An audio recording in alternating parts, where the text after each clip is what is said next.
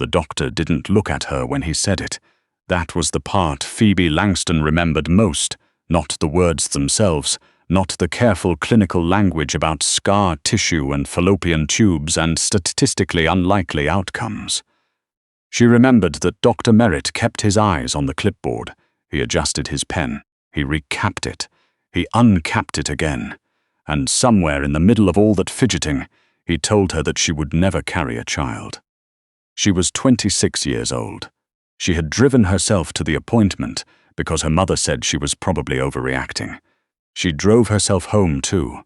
She sat in the parking garage for 11 minutes.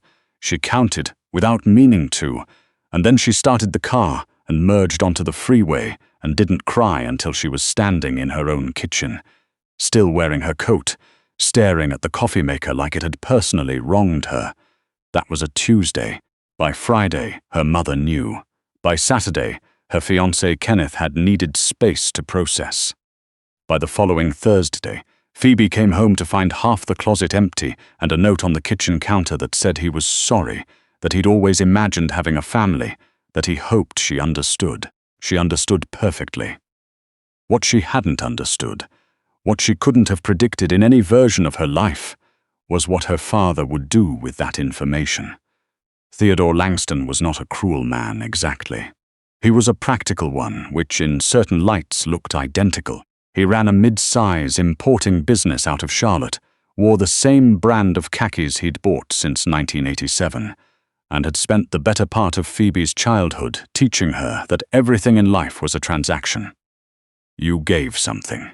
You got something. You kept the ledger balanced. When Kenneth left, Theodore saw a ledger with a problem. His business had debts. Not catastrophic ones, not yet, but the kind that compound quietly until they aren't quiet anymore. He had a daughter who was, in the language of the men he owed money to, damaged goods. And he had, through a chain of acquaintances he'd never fully explained to Phoebe, a connection to a man named Beckett Rourke. She found out the same way she'd found out about her diagnosis, sitting across a table from someone who wouldn't look her in the eye. Her father slid the paperwork across the dining room table like it was a routine contract. 2 years of her time, her residence at the Rourke estate, her availability as a household companion and manager, the language deliberately vague, she realized later. In exchange, Theodore's debts would be absorbed, cleared, gone. Dad, her voice came out very quiet. What is this? It wasn't a question. She knew what it was. She just needed him to say it out loud, to confirm that the man who had coached her little league team and taught her to change a tire and walked her down a church aisle in her mind 1,000 times was genuinely, in this moment, selling her. He recapped his pen. She thought of Dr. Merritt. She almost laughed. It's a practical arrangement, Theodore said. Rourke is a respectable man. He has children who need. You're selling me, Phoebe. Because I can't have children, you're selling me because Kenneth left and now I'm... She stopped. She pressed both hands flat on the table. What does Mom say? The silence told her everything. She signed the papers. Not because she wanted to, and not because she was afraid of her father. She was furious at him, a clean white fury that she suspected would last the rest of her life. She signed because she had $1,200 in her checking account, no apartment of her own, and nowhere to go that wouldn't feel like surrender. She signed because Beckett Rourke was, from everything she could gather, a businessman. Not a warm one, not a kind one, but a man who presumably wanted something functional from this arrangement, and functional she could do. She had been functional through worse. She packed 2 bags and a violin case.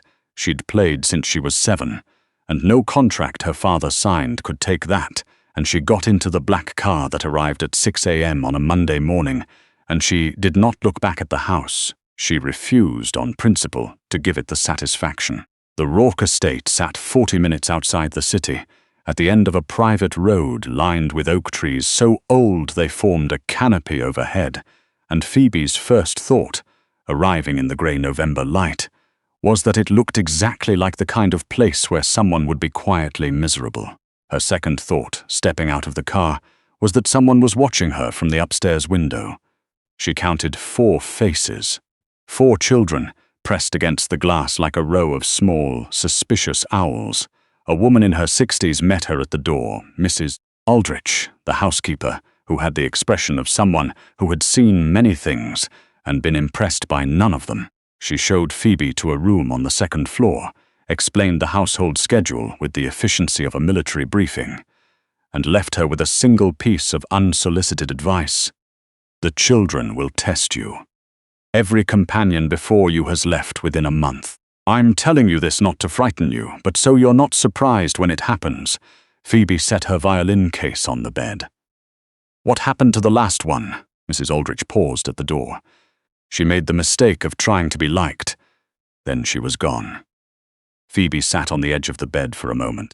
Outside, she could hear the house settling around her, the creak of floorboards, the distant sound of a door shutting somewhere, and then, very distinctly, the sound of someone just outside her door, breathing. She waited. Then she said, without turning around, "You can come in if you want." Silence. Then the door opened, and the smallest one walked in. She was maybe 5, with dark curly hair and the most serious expression Phoebe had ever seen on a kindergartner. She was holding a stuffed rabbit with one ear missing, and she stood just inside the doorway and stared. "I'm Phoebe," Phoebe said. The girl said nothing. "What's your name?" More nothing. But she didn't leave either. "Okay," Phoebe said, and turned back to her unpacking. "You can just stand there if you want. I don't mind." She was halfway through her second bag when she heard, very softly, "Rosie." She didn't make a big deal of it. She didn't turn around with a big smile or make the moment into a thing. She just said, "Hi, Rosie," and kept folding her sweater, and the girl stayed for another 4 minutes before disappearing as quietly as she'd arrived. That was the first one. The others took longer. She met Beckett Rourke that evening. She had expected. She wasn't sure what she had expected. Something cinematic, maybe. Something that matched the scale of the house and the strangeness of the situation. What she got was a man in a charcoal suit sitting at the far end of a dining table that seated 12, eating alone, reading a document with the focused attention of someone who had forgotten there was food in front of him. He looked up when she entered, set down the document, looked at her with the same expression she imagined he used when reviewing quarterly reports, assessing, neutral, not unkind, but not particularly interested in kind-castness either. He was younger than she'd expected. Early 40s, maybe. Dark hair, jaw that looked like it had never relaxed in its life, and eyes the color of good coffee. The kind that was actually dark brown, but people kept calling black. "Miss Langston," he said, not a question. "Mr. Rourke." "Sit." She sat, because she was hungry and there was food on the table and she had spent the day in a strange house and she was picking her battles. He asked her 3 questions over dinner. What was her experience with children? Whether she had any medical training? Whether she intended to leave within the first month like the others? She answered, some she'd grown up babysitting half her neighborhood. No formal medical training, but she'd taken CPR certification twice and she was a fast learner. And no, she didn't intend to leave. "Why not?" he asked. The question was direct, not hostile, genuinely curious. She thought about $12 in a checking account and a father who'd recapped his pen. She thought about Kenneth's empty half of the closet. "Because I don't have anywhere better to be," she said, "and your children are clearly in pain. I don't walk away from things in pain." He looked at her for a moment. Then he picked up his document again. "Breakfast is at 7, he said. "The children eat together. I eat before them. You'll eat with them." She took that as a dismissal and went to bed. She lay awake for a long time, listening to the house. Somewhere down the hall, one of the children was having a nightmare. She could hear the muffled, rhythmic crying and the longer pause before it stopped, which meant either they'd woken up or learned to cry quietly. She didn't know which was worse. She stared at the ceiling and thought, 4 children. 4 broken things to be careful with. She'd always been good at careful. The second child to crack was Fletcher, who was 8, and had decided, apparently, to be furious about everything as a personality. He showed up at breakfast the next morning and immediately announced that he didn't eat with strangers. "Okay," Phoebe said and put eggs on her own plate. He stared at her. "I said I don't eat with strangers." "I heard you." She poured her coffee. "I'm not forcing you to eat, I'm just eating." He sat down, she suspected, out of pure confusion. He didn't speak to her, but he ate his eggs with the determined energy of someone proving a point she hadn't made. She didn't push it. She talked to Rosie about the rabbit. The ear, it turned out, had been chewed off by the family dog who had been rehummed 18 months ago, which felt like a story with about 6 layers of loss compressed into it, and she let Fletcher exist in his fury beside her. He lasted 4 days before he said anything to her directly. It was about music. She had taken to playing violin in the evenings in her room with the door open. Not to perform, just because it was the thing that made the house feel less like someone else's. On the 4th night, she heard him stop outside her door. She kept playing. A few minutes later, he appeared in the doorway, arms crossed, chin up, the posture of someone who was absolutely not here on purpose. "What's that song?" he said, to the doorframe. "Claire de Lune," she said. "Debussy. It was written for piano, but I learned it on violin when I was 12. It sounds sad." "It is sad," she agreed, "but the good kind. The kind that helps." He stood there for another minute, then left without another word. But the next evening he sat in the hall outside her room while she played. Not inside. Just outside, where he could maintain his position of technically not being there. She played for an extra 20 minutes that night. Twins was not something she'd expected. Though in retrospect, the fact that there were 4 children and only 3 bedrooms with nameplates should have been a clue. Nathan and Sylvie were 10 years old and operated as a single unit, finishing each other's sentences, communicating in a shorthand of glances and tiny gestures, and presenting a unified front of absolute, polished indifference to Phoebe's existence. It wasn't hostile, exactly. It was more like she was furniture, a new lamp. Something to be acknowledged only when you walked into it. She didn't try to break through it directly. She wasn't interested in performing warmth for an audience that hadn't asked for it. Instead, she just showed up. At breakfast, at homework time, at the kitchen table on Saturday mornings when Mrs. Aldrich made pancakes. She was consistent in the way that her father had never been, and Kenneth had proven not to be, and she suspected the children noticed even if they didn't say so. What finally got the twins was a chess set. She found it in the library, a beautiful, serious set with hand-carved pieces, clearly expensive, clearly untouched for a long time. She set it up one Sunday afternoon and started playing against herself because she genuinely liked chess and the library was quiet. Sylvie appeared first, sat across from her without asking and said, "You're making illegal moves." "What? Your knight. You moved it wrong." Phoebe looked at the board. She had in fact moved it wrong. Show me." Sylvie showed her. Then Nathan appeared, and the two of them proceeded to absolutely dismantle her in 6 moves, while carrying on a simultaneous argument about whether she'd set up the board correctly to begin with. And Phoebe sat back and watched them and thought, there you are. They weren't indifferent. They were protecting themselves. There was a difference, and now that she could see it clearly, she wouldn't forget it. She saw Beckett Rourke 3 times in the first 2 weeks. Twice at dinner, once in the hallway, when they nearly walked into each other at 6 in the morning. He was coming back from somewhere, she was getting water, and they both stopped and nodded like 2 people in an office building who didn't know each other's names but shared an elevator sometimes. She knew enough about him from fragments, from Mrs. Aldrich's careful non-answers, from the way the household staff moved when his car pulled up, from the tightness in his jaw at dinner when he thought no one was watching. To understand that he was a man carrying something very heavy and had been carrying it alone for long enough that he'd forgotten he was doing it. His wife had died 2 years ago. She'd pieced that together. She hadn't asked. She wouldn't ask.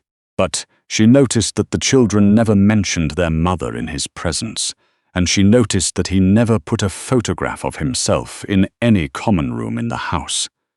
There were photos of the children everywhere, but he was absent from all of them, as though he'd stepped out of the frame and hadn't found his way back.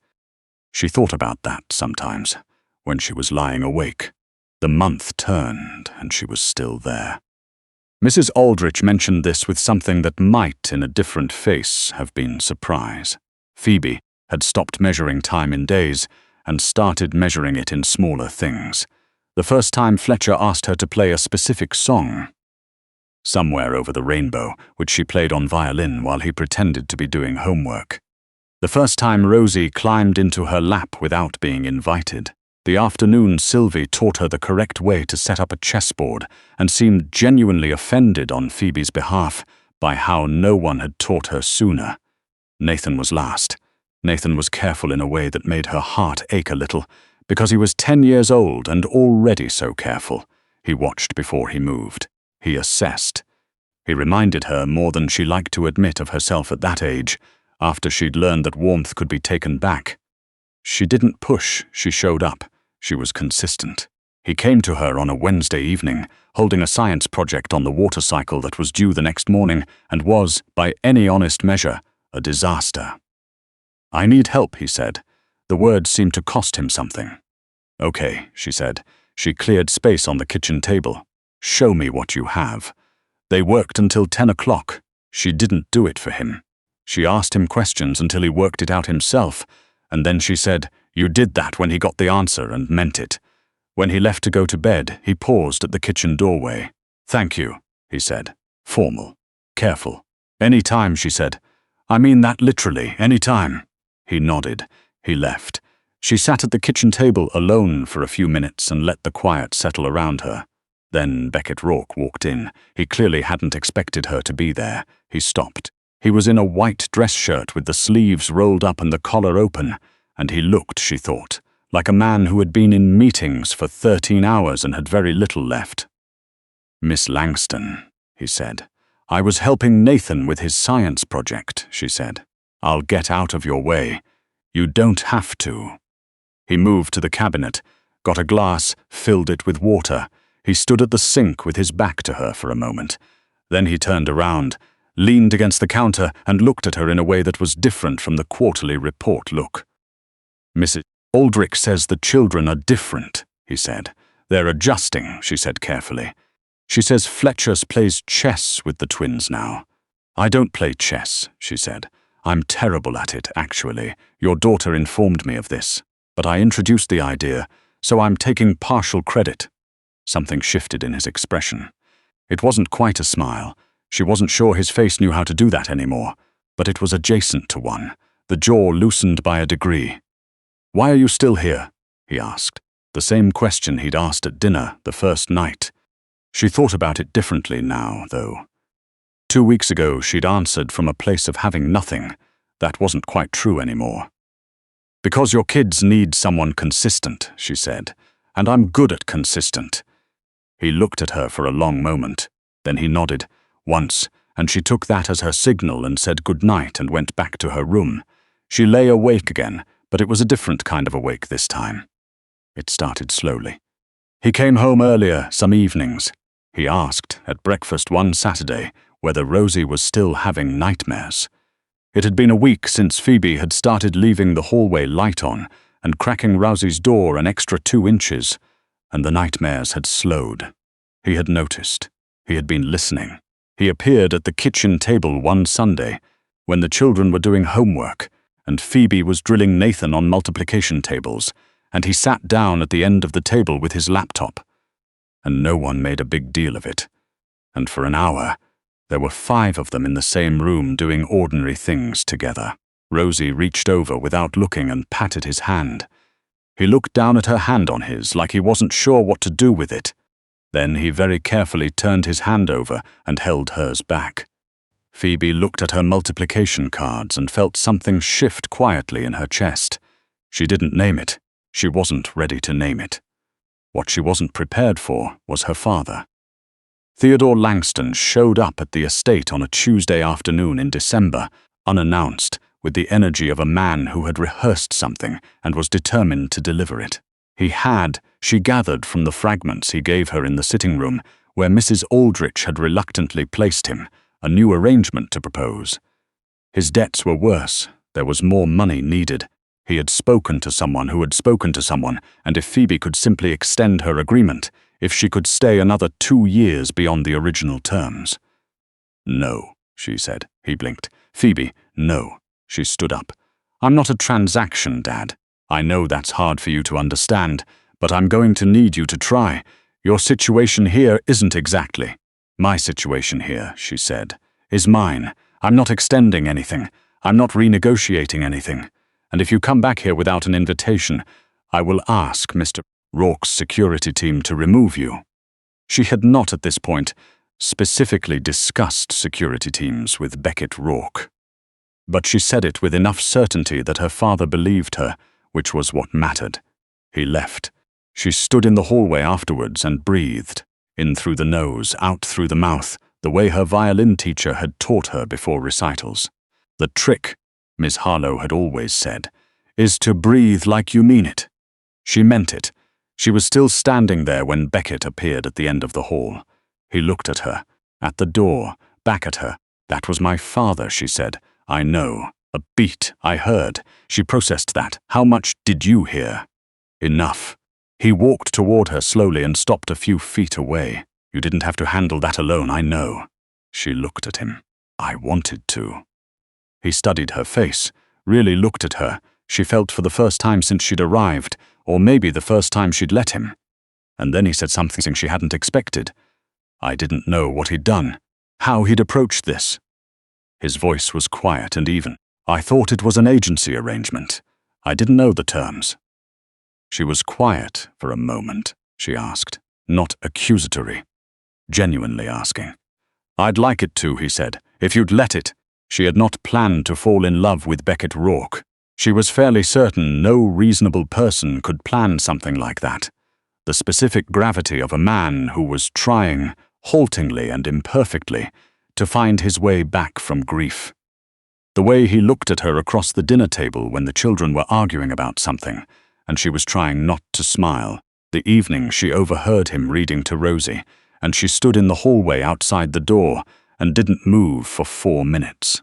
But she hadn't planned on staying past a month either, and here she was, in February, helping Sylvie pick out a science fair project and teaching Fletcher a new piece, of Vivaldi this time, at his request, and teaching Rosie the names of constellations from a book she'd ordered online, the rabbit named Bartholomew propped between them. Here she was. One evening in late February, Beckett found her in the library after the children were in bed. She was at the chess set. She was genuinely trying to get better, mostly because Sylvie's professional offense at her incompetence was one of her favorite things. And he sat across from her. "You don't actually know how to play," he said. "Sylvie is teaching me. She moved a pawn. I'm a work in progress. Nathan says you're the best person at explaining things he's ever met." She looked up. "Nathan said that?"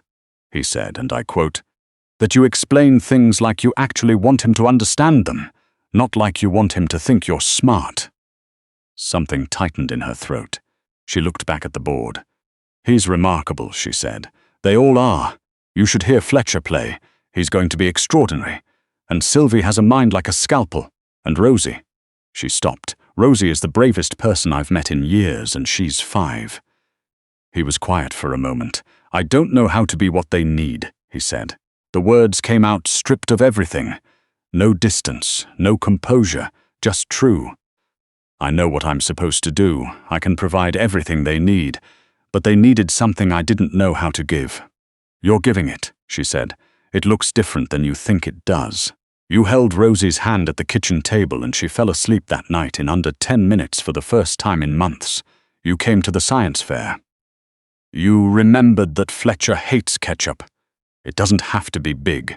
It just has to be consistent." He looked at her for a long moment. "That's what you said about yourself," he said. The first night. She had said that. She hadn't thought he'd remembered. "Yeah," she said. "I guess we're both works in progress." He reached across the chessboard and moved her bishop correctly into a position that opened the whole board. "Then we work on it," he said, "together." She called her mother the next morning, not to report anything, not to justify herself, not to negotiate, just to say, "I'm okay, I know you didn't ask, but I need you to know that I'm okay." Her mother was quiet for a long time. "Are you happy?" she asked finally. Phoebe looked out the window. In the driveway, Fletcher was teaching Rosie how to dribble a basketball, the instruction delivered with the focused intensity of an 8-year-old who had very strong opinions about fundamentals. Through the glass she could see Nathan and Sylvie at the kitchen table, the chess set between them, a debate she couldn't hear but could entirely imagine. "Yeah," she said. "I think I actually am." The arrangement ended officially in the spring. On paper, on the date that Theodore Langston's debt was satisfied, Phoebe Langston's obligation to the Rourke estate was complete.